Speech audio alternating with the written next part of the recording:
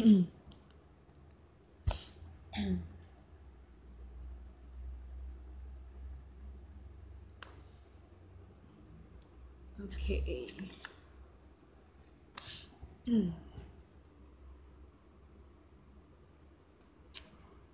Okay. Assalamualaikum dan selamat datang diucapkan kepada semua family mengaji Tenten. Ahlan wa sahlan. Waalaikumsalam Kak Noraini Siaki. Selamat datang semua yang baru masuk. Alhamdulillah. Kita teruskan lagi untuk slot bacaan hadis kita pada tengah hari ini ya. Dan share. Okey, terima kasih Kak Noraini. Bagi yang belum share, boleh teruskan share. Jom kita pakat-pakat share insya-Allah. Sama-sama kita mendapat manfaat daripada perkongsian slot hadis pada tengah hari ini ya. Bukan kita saja yang dapat, tapi kita bawa orang lain juga. Kita dapat pahala, okey? Ilmu dapat, pahala pun dapat ya. Okey, terbaik semua. Waalaikumsalam Kak Dayang Rolia, Kak Hamidah, Kak Norzila. Allahumma salli ala Sayyidina Muhammad. Okey. Selawat. Alhamdulillah. Okey, waalaikumsalam Kak Fauzia. Adakah suara dan gambaran saya jelas? Boleh komen ya. Okey, bagi yang belum share, boleh teruskan share. Okey, Alhamdulillah kita dapat berkumpul lagi walaupun secara alam maya saja, tak apa. Sama-sama kita berkongsi ilmu. Okey, untuk tengah hari ini. Hari ini saya nak berkongsi tentang satu tajuk yang mana tajuk ni saya tahu banyak ramai sangat orang buat sekarang ni. Okey. Jadi tunggulah lepas ni, okey? Okey, waalaikumsalam Kak Zawia, Kak Zumali. Bagi yang belum share, boleh teruskan share. Okey. Suara, gambar jelas Saza. Terbaik Kak Noraini. Terima kasih kerana respon. Okey, yang ada buku Fadilah Amal ni, boleh buka muka surat. Buku surat 703. Ni di bawah tajuk bab 4, kepentingan memuliakan orang Islam. Okey. Jelas. Terima kasih yang memberi respon. Waalaikumsalam dan selamat tengah hari kepada Kak Alasawati ya. Okey. Okey, terbaik semua. Okey, boleh kita mulakan. Okey. Sebelum tu, untuk tajuk slot bacaan hadis kita pada hari ini adalah berkaitan dengan menceritakan keaiban orang lain. Okey. Suara dan gambar jelas Tazah. Okey. Okey, terima kasih. Kalau begitu kita boleh teruskan ya. Okey, ini tajuk besar dia, kepentingan memuliakan orang Islam ataupun menutup keaiban saudara se-Islam kita. Okey? Okey, boleh kita mulakan. Okey, jom kita baca hadis ni sama-sama ya. Okey, boleh nampak. Okay, saya dekatkan lagi ya. Waalaikumsalam yang memberi salam. Selamat datang yang baru masuk. Okey, saya teruskan untuk slot bacaan hadis kita. Okey, bismillahirrahmanirrahim. An Abi Hurairah radhiyallahu anhu marfu'an man satara 'alal muslimin satarahullahu fid dunya wal akhirah wallahu fi auni al-'abdi ma kana al-'abdu fi auni aqih. Okey. Maksud terjemahan hadis yang telah saya bacakan tadi ialah sesiapa yang menutup keaiban saudara Islamnya, sesiapa yang menutup keaiban saudara se-Islamnya, Allah Subhanahu Wa Taala akan menutup keaibannya di dunia dan di akhirat. Allah akan menolong hambanya selagi hambanya itu menolong saudaranya. Okey? Okey, jatuh pula. Okey, lagi satu. Di tempat yang lain lagi, Nabi SAW bersabda, sesiapa yang menutup keaiban saudaranya, maka Allah akan menutup keaibannya pada hari kiamat, dan sesiapa yang mendedahkan. Mendedahkan aib saudaranya yang Islam, Allah akan mendedahkan keaibannya sehingga dia akan dimalukan di dalam rumahnya sendiri. Okey. Sejak kebelakangan ni kita dapat lihat fenomena membuka aib sama antara satu sama lain ataupun membuka aib orang lain secara terang-terangan memang sudah menjadi kebiasaan ataupun menjadi barah dalam kalangan masyarakat sekarang ni. Tanpa ada perasaan bersalah ataupun malu dengan apa yang mereka buat, aib itu sebaliknya diuar-uarkan kepada umum. Di Instagram, di Facebook seperti yang kita lihat sekarang ni, tanpa ada segan silu mereka sebarkan aib mereka sendiri. Allah Akbar. Jadi bagaimana sebenarnya apa yang kita perlu buat sebenarnya? Sebenarnya kita kenalah tutup aib kita sendiri sebab Allah pun dah berpesan kepada kita. Allah berpesan supaya kita tutup aib kita dan orang lain pun kena tutup aib saudaranya juga. Okey, Waalaikumsalam dan selamat datang yang baru masuk. Untuk tajuk hari ini adalah berkaitan dengan menutup aib, menutup keaiban saudara se-Islam. Okey. Sebenarnya aib saudara, aib sesama kita ni adalah perkara yang tidak boleh dibuka ataupun disebarkan kepada orang lain. Sebab umat Islam memang dilarang membuka aib pihak lain walaupun dianggap sebagai musuh ataupun kita tidak suka kepada orang itu. Okey.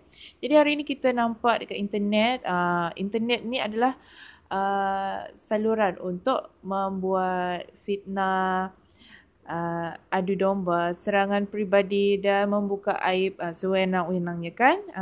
Seperti yang kita lihat pada zaman kemodenan yang canggih ni, aib tu adalah benda biasa. Sebab diorang kadang-kadang diorang sebarkan sendiri ataupun orang lain yang menyebarkan. Okey. Semoga kita dijauhkan. Semoga kita ditutup aib kita semua ya. Okey. Okey, saya teruskan. Okey, boleh tak semua? Okey, insyaAllah terbaik semuanya. Okey, saya teruskan.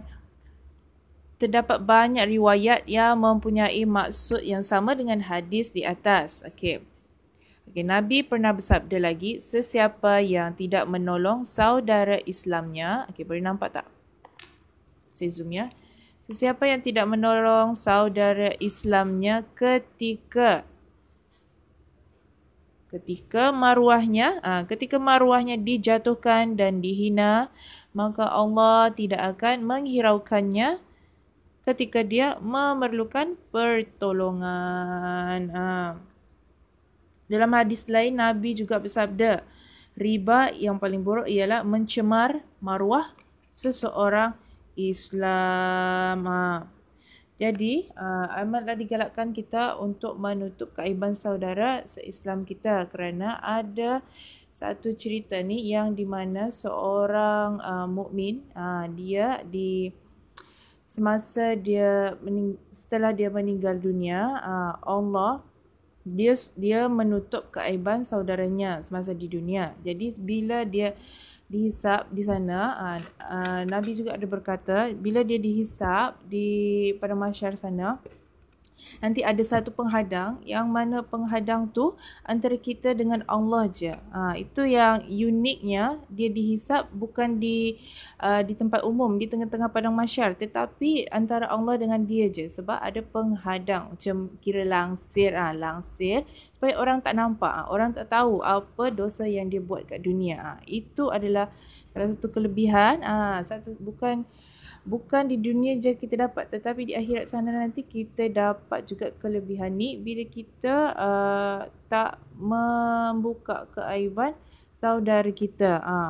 Okey, saya kembali kepada cerita tadi. Mukmin tu telah ditanyakan, Allah telah bertanya kepadanya, wahai si fulan, adakah benar semasa di dunia kamu membuat dosa maksiat begini dan begini? Jadi orang tu pun mengaku. Apa yang bagusnya, dosa-dosanya itu tadi bertukar dengan kebaikan. Kebaikan maksud saya di sini adalah dosa dia di dunia tidak dibuka. Tidak dibuka di akhirat sana. Sebaliknya Allah jaga, Allah tutup supaya orang lain tak tahu apa yang buat ke dunia. Okey? Okey, jadi tutuplah aib sesama kita, walaupun kita nampak orang tu buat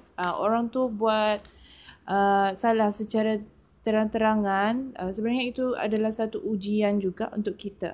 Bila kita nampak aib seseorang, sebenarnya masa tu Allah menguji kita, sama ada kita akan canang-canang ke lagi benda tu, maksudnya macam kita menyebarkan lagi ke ataupun kita diam je. Itu adalah salah satu ujian juga untuk kita. Okey? Okey, mana yang kita pilih? Kita diam je ke ataupun kita nak sebarkan lagi, kita bawa orang lain benci. Jadi sebaiknya kita diam sahaja. Okey? Oleh semua. Okey, jadi setiap kemungkaran perlu dicegah kerana amaran keras telah dinyatakan sebelum ini tentang hal ini. Okey. Mana ini? Okey. Apabila maksiat itu dilakukan secara terang-terangan, maka tanpa ragu-ragu cegahlah maksiat tersebut secara terang-terangan. Tetapi mana-mana kemungkaran yang tidak dihebohkan oleh pelakunya sendiri, maka cegahlah kemungkaran itu dengan satu cara yang baik agar tidak ada satu keadaan pun yang boleh menyebabkan berita kemungkaran itu tersebar melalui perantaraan kita. Okey? Okey, terbaik semuanya. Waalaikumsalam yang baru masuk. Okey, jadi saya nak kongsikan lagi antara perkara yang ditegah dan dilarang dalam Islam. Sebagaimana Imam Nawawi ada menceritakan perilaku seseorang dibenarkan bila kita pertama adalah membuat aduan. Membuat aduan apabila dizalimi kepada sultan ataupun hakim. Yang kedua, membantu dalam menentang perkara yang mungkar dengan tujuan mengembalikan pelaku maksiat yang ke jalan yang benar dengan saluran yang betul. Yang ketiga, menceritakan kepada mufti bagi tujuan fatwa. Yang keempat, mencegah umat Islam daripada sesuatu keburukan. Sesuatu keburukan serta menasihati mereka seperti mereka mengambil ilmu itu daripada bukan ahlinya. Yang kelima, cerita perihal orang lain yang buat dosa secara terang-terangan tanpa segan silu di hadapan orang ramai dan bukan dibuat secara sembunyi-sembunyi. Okey? Okey, jadi bagaimanakah antara salah satu adab berdakwah adalah dengan apa? Salah satu adab berdakwah bila kita lihat orang tu buat salah ataupun buat dosa adalah dengan bercakap dengan lemah lembut. Sebagaimana apabila seorang pendakwah telah terkasar bahasa ketika menasihati Khalifah Ma'mun Ar-Rashid. Beliau telah berkata, "Berlemah lembutlah terhadap saya kerana apabila Allah menghantar orang yang lebih baik daripada kamu iaitu Nabi Musa dan Nabi Harun kepada orang yang lebih buruk daripada saya iaitu Fir'aun, maka Allah telah berfirman, Bismillahirrahmanirrahim, faqula lahu qawlan layyinan la'allahu yatadhakkaru aw yakhsha." Kemudian hendaklah kamu berkata kepadanya dengan kata-kata yang lemah lembut supaya dia sedar atau berasa takut. Jangan pula kita terus berkeras ya. Kalau kita nampak orang buat dosa, kita terus berkeras. Sebenarnya adalah digalakkan untuk kita berlemah lembut dahulu kepada orang tersebut. Okey, jadi ada satu cerita ni. Okey, kita dah nak habis ya. Okey, saya nak kongsikan satu cerita ni. Ada satu orang pemuda, dia telah bertemu dengan Rasulullah dan dia kata, "Izinkanlah saya melakukan zina." Para sahabat tidak dapat bersabar lalu memarahi pemuda tersebut. Sebab apa? Sebab dia kata dia nak buat zina. Jadi Nabi Muhammad dia berkata kepada pemuda itu, "Hampirlah ke sini." Dia cakap, "Datanglah sini dekat dengan dia." Kemudian baginda bersabda, "Adakah kamu ingin orang berzina dengan ibumu?" Jawab pemuda itu, tidak sekali-kali. So, semoga Allah menjadikan saya tebusan Tuan. Okey. Lalu baginda Nabi Muhammad bersabda lagi, demikian juga orang lain pun tidak ingin perkara tersebut berlaku kepada ibunya. Okey, kemudian Rasulullah tanya lagi dekat pemuda tadi, adakah kamu suka anak perempuan kamu dizina? Jadi pemuda tadi pun menjawab dengan jawapan yang sama, dia tak nak. Dia tak nak sama sekali. Jadi lalu baginda sallallahu alaihi wasallam bersabda lagi, demikian juga orang lain pun tidak ingin perbuatan itu dilakukan terhadap anak perempuan mereka. Okey. Lepas tu Nabi bertanya lagi soalan yang serupa terhadap pemuda yang kata nak berzina tadi. Dia kata, dia tanya pula soalan yang sama, tetapi dia cakap pasal saudara perempuan dan ibu saudaranya. Bagi setiap soalan tadi tu, setiap soalan yang ditanyakan oleh Nabi tadi tu, dia jawab tidak. Jawab tidak. Semoga Allah menjadikan saya tebusan Tuan. Okey. Lepas tu baginda sallallahu alaihi wasallam meletakkan tangan baginda tadi di atas dada pemuda itu. Dia letakkan tangannya di atas pemuda tadi tu. Ya Allah, dia kata, ya Allah, sucikanlah hatinya, ampunkanlah dosanya dan peliharalah kemaluannya daripada maksiat. Nampak tak macam mana cara Nabi berlemah lembut pada orang yang tadi dia niat nak berzina. Jadi perawi berkata bahawa selepas peristiwa itu tiada sesuatu yang lebih dibenci oleh pemuda tersebut daripada zina. Jadi berlemah lembut ini adalah salah satu adab berdakwah yang selalu Nabi gunakan. Okey, kita bolehlah ikut cara Nabi ni. Okey, kesimpulannya ialah kita hendaklah berusaha untuk memperbaiki orang lain melalui pengubatan ubat hati mereka, berdoa, bagi nasihat dan berlemah lembut dengan membayangkan sekiranya aku berada di tempatnya, bagaimana cara yang aku suka dinasihati oleh orang lain. Okey. Selamat tengah hari baru masuk. Seperti yang saya jelaskan tadi, saya menceritakan tentang saya berkongsi kepada anda tentang menutup keaiban saudara se-Islam. Okey. Jadi ada di kalangan kita mungkin yang suka jajah kisah keruntuhan rumah tangga orang, suka merakam, bukan dalam kalangan kita, dalam kalangan masyarakat, ya, maafkan saya, dalam kalangan masyarakat seperti kita lihat sekarang ni, ada yang suka jajah kisah keruntuhan rumah tangga orang, pasal keburukan orang, merakam video-video yang tak bagus, sebar poster atau gambar yang mengaibkan, dan ada yang mengejek bentuk fizikal seseorang sehingga kan buka aib isteri atau suami pun dah jadi kebiasaan dah. Itu semua adalah dilarang sama sekali dalam Islam. Jadi kepada mereka yang suka buat perbuatan terkutuk dengan menyebarkan aib orang lain ini, seharusnya mereka memikirkan keadaan pada hari kiamat nanti. Kerana pada hari itu Allah akan tanya mengenai apa? Mengenai diri mereka dan bukan orang lain. Allah akan tanya, kenapa kau buka aib si fulan dan si fulan? Allah akan tanya di tengah-tengah padang mahsyar itu, ya. Sebab apa? Sebab dia suka buka aib saudaranya. Jadi Allah akan buka aibnya ketika di akhirat juga. Bukan di dunia je, ya. Allah akan buka tetapi di akhirat juga. Okey? Jadi kita kena fikir 2 kali sebelum kita ingin membuka keaiban orang lain, ataupun kata dasarnya kita panggil ghibah. Ghibah, mengumpat dan seumpamanya. Okey. Jadi sebab hari itu, pada hari kiamat, nanti manusia akan mengatakan nafsi, iaitu diriku, disebabkan di atas muka bumi mereka sibuk dengan keaiban orang lain sehingga mereka lupa akan keaiban diri mereka sendiri. Okey. Jadi insya-Allah itu saja perkongsian saya pada hari ini. Jadi saya harap anda mendapat manfaat daripada perkongsian surat hadis pada hari ini. Okey.